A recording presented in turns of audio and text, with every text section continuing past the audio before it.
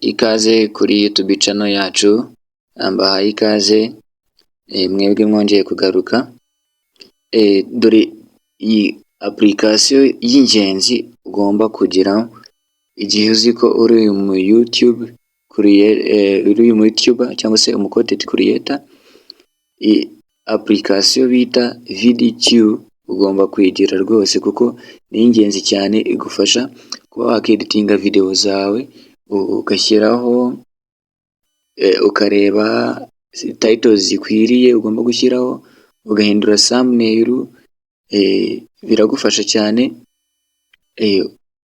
Ugakora ugashyiramo ama tags, baguhereza tags. Ingi ikora nka AI, iragufasha cyane rwose gupromotinga, iragufasha aho umuntu yananiwe, iragufasha kandi ikindi nanone igufasha igenda ikwereka ahantu ugeze kuko uyihuza na YouTube channel yawe, ikagenda ikwereka views umaze kugera. Urugero, nangiye vuba, reka nze nkwereke iyi application kuva natangira kuyikoresha ukuntu yagiye inyereka ukuntu nagiye channel yagiye performinga, achievement nagiye ngeraho, ukuntu nagiye nzamuka nyine, views nagize, iki nagize. Reka duhere ku itariki 13 z'ukwezi kwa 10. Dore ahangaha nari nagize views 50, total views ubwo nari nagize 50. N'ubundi ahangaha bwa mbere uwo munsi nabwo nari nagize views 10. Urabona iyi application rero igenda ikwereka ibintu nk'ibyo, igenda ikwereka aba subscribers bageze. Urabona ahangaha nari nagize views 80. So guys, iyi application rero ntugomba kuyicikanwa nayo kuko igufasha byinshi. Ikindi kandi iyi application igenda ikwereka intego zawe, ikintu ugomba gukora kugira ngo ugere ku ntego zawe kabisa. Urumva ko utagomba gucikanwa nayo. Igufasha editinga, igufasha kureba ama keywords. Urazanga ukareba ukandikamo keyword ushaka hano, uraza ukahakanda. Urugero wenda twandike uko wafungura YouTube channel, uko wakora cyangwa se uko wakora video kuri TikTok. Wenda kuri TikTok barahita bakwereka ibintu byinshi cyane, competition very low, urabibona barabikwereka, keywords barazikwereka. Rero waza ukareberamo ibintu byinshi, ugakora optimization ari byo kweditinga. Urugero, uraza kuri video yawe ukaza ukayikandaho, tayari uyikanzeho ahita haza titles. Bagendeye kuri title. Icyiza cy'iyi application, ushobora kuba wakoze video mu cyongereza ukahita wanditse wenda nka title wayisize mu kinyarwanda, bagahita bayigusobanurira mu cyongereza. Urugero, urabona nk'ahangaha nanditse ngo uko wakora YouTube thumbnail muri Canva. Urabona hano hasi bahise bamereza title iri mu cyongereza ivuga ngo how to make a YouTube thumbnail in Canva. Ukaza ugatambikana hano kuri thumbnail, ushobora kuyihindura. Urabona ko hano handitse upload, ushobora uploadinga ngashyiramo indi thumbnail ushaka, cyangwa se ngakora hano generate bakamereza thumbnail biboneye. Ukaza ugatambika hano kuri details rero niho wongera ugashyiramo ukageneratinga description, nabyo wabikora n'ibintu byinshi cyane bitandukanye. Ugashyiramo hano hasi ugashyiramo ama tags. Ni nziza cyane. None rero guys, reka turebe ukuntu iyi application ushobora kuyibona. Ni igihembo gikomeye cyane kuba ubashije kugira ngaha. Nk'ubu ngubu warebye video akahita yivaho, yarazi ngo iyi application sindi buyivuge, ariko iyo application nta yindi, ni application bita VidQ. Reka tugende, uzaza hano muri Google Play Store yawe, uze ujye muri search. Numara kugera muri search usachingemo application bita VidQ version for YouTube. VidQ wowe uzaza ufungure ugire iyi ngiyi ya kabiri, urabona logo yayo ukuntu imeze.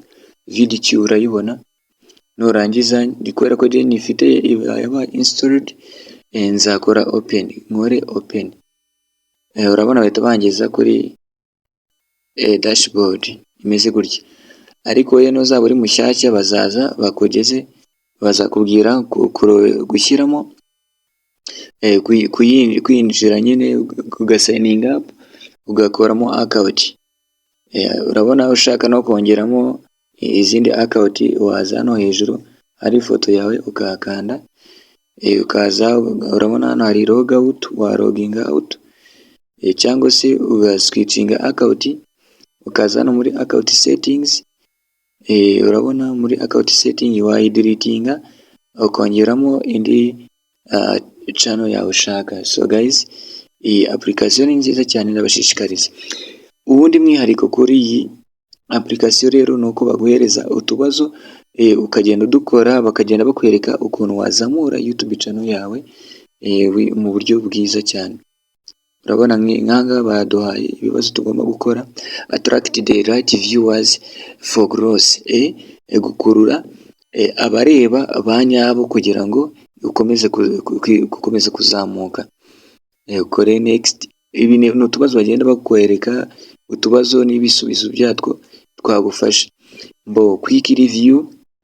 Remember how we said the way to win on YouTube is to optimize for people, not robots.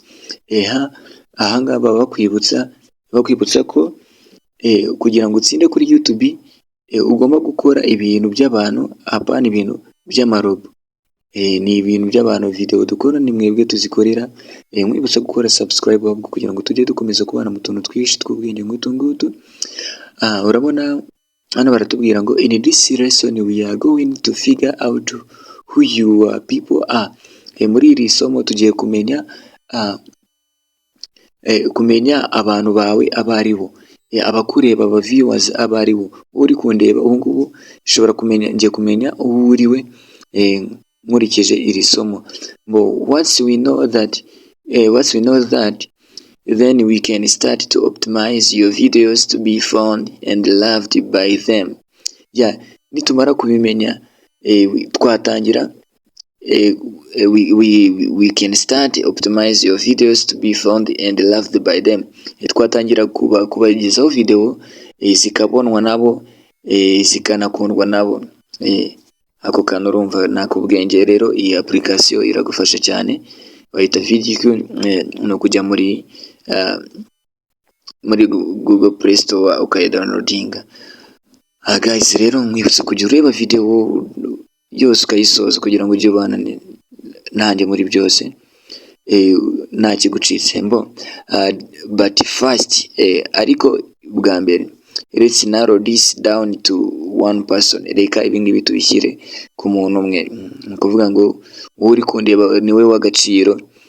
Singiye gukora video wenda niteze ngo ndarebwa n'abantu bangana iki, ahubwo wowe uri kureba ndi kurebana nawe, uri kundeba ni cyangwa bari kuvuga first. Let's narrow this down to one person, ku muntu umwe w'ingenzi. Why? Kubera iki? Reka turebe why. Aya masomo yose wayabona rero ujije kuri iyi app, ugomba downloading. So instead of targeting a group of generic viewers, it's helpful to target an idea of one specific person. Hano baratubwira ngo aho kugira ngo utargeting kuri group y'aba viewers cyangwa se abantu bakureba gukurikirana, it's helpful to target an idea of one specific person. Ni byiza kwita ku gitekerezo kimwe cy'umuntu umwe w'ingenzi. Wabyumvise?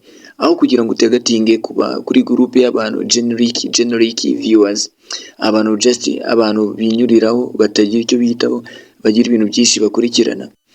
Byarutwa ukita ku gitekerezo kimwe cy'umuntu umwe w'ingenzi w'agaciro kuri wowe. wabyumvise. Amasomo nk'aya ngaya urumva ko bakwigisha kuri application, barakwigisha ukuntu ugomba gukora ibintu byawe. So your viewers want to feel like you are talking to them. Yeah, umuviewer wawe agomba ashaka kumva ameze nkaho uri kumuvugaho, urugero hari igihe umuntu ashobora kuba akora content yigisha avuga ku bantu ku manuro, noneho umuviewers wawe agomba kumva ko uri kumuvugaho. Rero reka dukomeze. Audience of people, abantu bagukurikirana, abantu muri rusange, imbaga y'abantu, is that feel will make them much more like, ugatuma bumva bishimiye gusubscribing, feel more likely to subscribe and come back for more. Gukora ibintu bituma bishimye bakazakomeza kwishimira gusubscribinga ndetse no kuzagaruka ku bindi byinshi bitandukanye. The best way to spark that feeling is to actually create videos that are designed for the one specific person.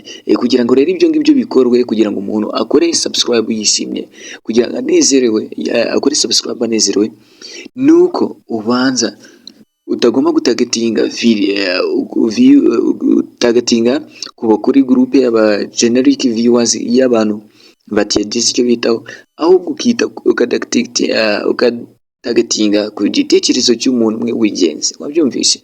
Nibyo bizatuma umuntu aza agakora subscribe yishimye ndetse akazifuza no kugaruka. So guys, urumva rero iyi application ni byinshi yagufasha. Create videos that are designed for the one specific person. So target we are okay. Create video that are designed for the one specific. Okay, ukagira video y'umwihariko kuri wa muntu wawe w'umwihariko, ukaba ari wiyikorera. Niba yaguhaye igitekerezo cy'ukuntu wamukorera video, nawe mwibutsa kujya muri comment, niba hari video ushaka kumukorera nyigukorereho, kuko igitekerezo cyawe ni icy'ingenzi. Sinitaye ku bitekerezo by'abantu benshi bari badafite icyo bitaho, ahubwo wewe duhora tubana buri gihe unyereka ko turi kumwe. Igitekerezo cyawe ni icy'agaciro cyane, niyo mpamvu ngomba kucyitaho kurenza ibindi bitekerezo byose. So guys, tudatinze rero reka dukomeze dusoze aka kantu. So together we are going to create a profile of one person who will represent all your people. Together dushyize hamwe tugiye creating profile y'umuntu umwe uzaba representing all of your people, representing abandi bantu bose. Let's start. So guys, sinzi iyi video niba nayigize ndende, ariko ntacyo, reka dukomeze. Let's start tubikorere hamwe. Icyo nashaka kwerekana kukwereka ko iyi application yagufasha byinshi. Ahanga natangiriye hagati, nzabereka n'izindi video z'ukuntu iyi application ikora. So guys, reka dukomeze. Let's start. Reka dutangire. Create, start with your most idea viewers name. Umuntu ukunda kugukurikirana, izina rye wenda reka mvuge ngo reka shyireho tunamshukuru.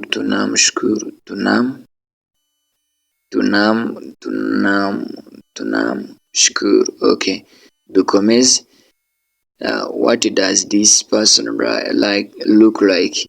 Ukagaragara ko uyu muntu agaragara, reka mvuge wenda he's black, reka nshyiraho gutya, nabyo nta kibazo, wabihindura muri next.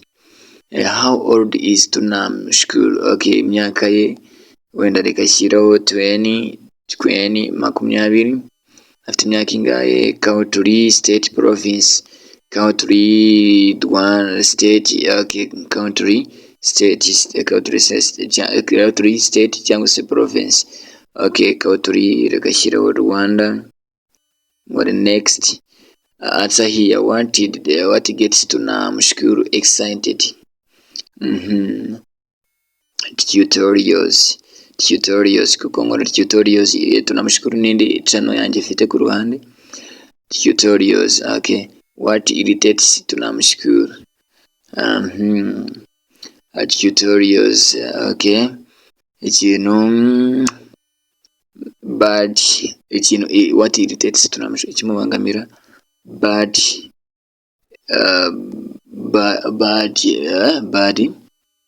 bad video mbi. When tunamshukuru comes to YouTube, what type of video do they watch? Okay, alright. Ni ryari aza kuri YouTube? Okay, kuri YouTube. What type of video do they watch? Ni video ziki bakunda kureba. Tunamshukuru bamufashe nka group y'abantu, ariko nyine nuko aza representing a group of people. So reka shyiraho tutorials. Okay, alright. Profile y'umuntu wacu urabona twamushyizeho age, tunamshukuru izina Rwanda, loves tutorials, dislikes ibyo nakunda, bad video. Okay, video preference biyakunda, tutorials urabibona. So guys, reka dukomeze ugakora next. Nyine iyi application igufasha gukora ibintu byinshi by'ingenzi. We are going to continue building out tunamshukuru's profile in the next lesson too, but for now this is a snapshot of who you should be talking to when you hit record on every video. Iyi video nyine aha barakubwira ko iyi profile dukoze niyo umuntu ugiye kuba ukorera, ntago ari abantu benshi. Okay, onward. So guys, nizere ko iyi application usanze ari ingenzi, nagira ngo ntuzacikwe nayo. Urabona nga ni lesson imwe irakompletinze mu ma lesson ane. Aha bazakwereka amasomo menshi cyane y'ukuntu wajya ubikora. So guys, nzakomeza nkore amasomo menshi. Niba uri tayari uzaze dukomeze kujyana, ukore subscribe. Niba ari n'ikintu washaka kutubaza wambwira muri comment kabisa, ndi kumwe nawe. Ciao. So guys,